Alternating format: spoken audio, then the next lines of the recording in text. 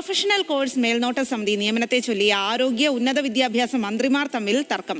Fees regulatory committee, admission supervisory committee എന്നിവയിൽ ഉന്നത വിദ്യാഭ്യാസ വകുപ്പ് ഏകപക്ഷീയമായി നിയമനം നടത്തിയതിലാണ് കെ മുരളീധരന് അതൃപ്തി.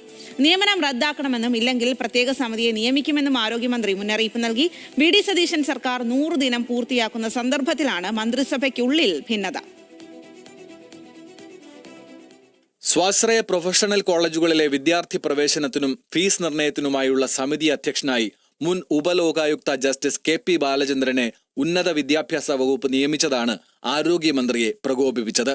സ്വാശ്രയ മേഖലയിൽ കൂടുതൽ കോഴ്സുകൾ മെഡിക്കൽ വിദ്യാഭ്യാസത്തിനായിരിക്കെ കൂടിയാലോചനകളില്ലാതെ മേൽനോട്ട സമിതിയെ നിയമിച്ച ഉന്നത വിദ്യാഭ്യാസ വകുപ്പിന്റെ നടപടി ഏകപക്ഷീയമെന്നാണ് ആരോഗ്യ വകുപ്പിന്റെ നിലപാട്. ഉന്നത വിദ്യാഭ്യാസ വകുപ്പ് നടത്തിയ നിയമനം റദ്ദാക്കണമെന്നും ഇല്ലെങ്കിൽ പ്രത്യേക സമിതിയെ നിയമിക്കുമെന്നും കെ മുരളീധരൻ റോജി എം ജോണിന് മുന്നറിയിപ്പ് നൽകിയതായിട്ടാണ് വിവരം. മേൽനോട്ട സമിതി നിർണയത്തിൽ അഭിപ്രായ വ്യത്യാസമുണ്ട് എന്ന് കെ മുരളീധരൻ തുറന്നു പറഞ്ഞു. മേൽനോട്ട സമിതിയെ വിയോജിപ്പ് രേഖപ്പെടുത്തിയിട്ടുണ്ടോ?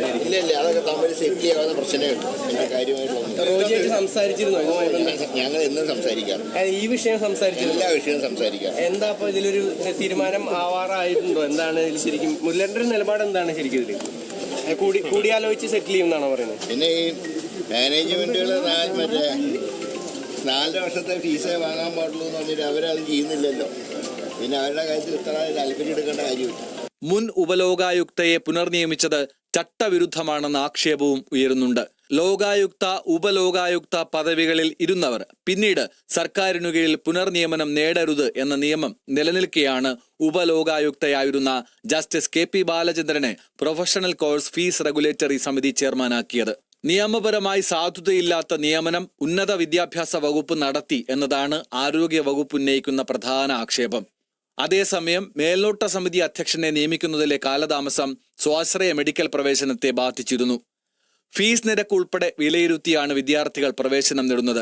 ഫീസ് നിരക്കിനെ കുറിച്ച് മാനേജ്മെന്റുകളുമായുള്ള ചർച്ച വൈകിയതിനു പിന്നാലെ പ്രശ്നങ്ങൾ കൂടുതൽ വഷളാക്കിയിരിക്കുകയാണ് മന്ത്രിമാർക്കിടയിലെ തർക്കം.